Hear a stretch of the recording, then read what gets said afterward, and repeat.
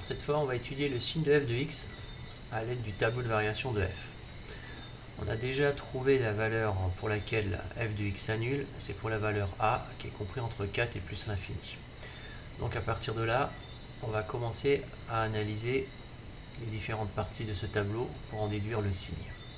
Donc on va déjà mettre une ligne pour le signe de f de x et on va faire l'analyse donc intervalle par intervalle. Donc le premier intervalle va donc de moins l'infini à moins 1 et on voit que f de x prend ses valeurs entre 2 et plus l'infini. C'est-à-dire que f de x sera donc toujours positif sur cet intervalle-là.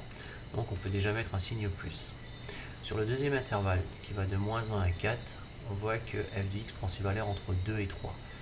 Donc on en déduit que f de x est aussi positif sur cet intervalle-là. Donc on peut aussi mettre un signe plus. Sur le dernier intervalle qui va donc de 4 à plus l'infini, f de x prend ses valeurs de moins 2 à 3, donc s'annule. Donc on peut déjà placer le 0 sous a à la valeur dont la fonction s'annule. Et donc on va regarder de chaque côté ce qui se passe. Donc avant, on voit que la fonction elle est positive. Donc on peut nouveau rajouter un signe plus de ce côté. Et on voit que de l'autre côté, elle est négative. Donc on va mettre un signe moins.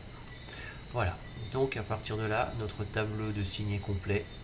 Et on en a donc déduit le signe de f de x sur R.